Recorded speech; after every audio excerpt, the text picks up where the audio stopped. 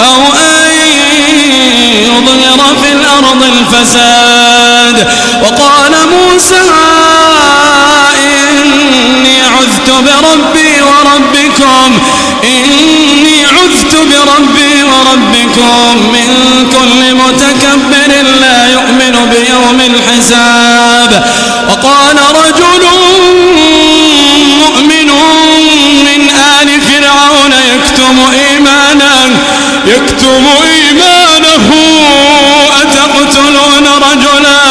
أتقتلون رجلا أن يقول ربي الله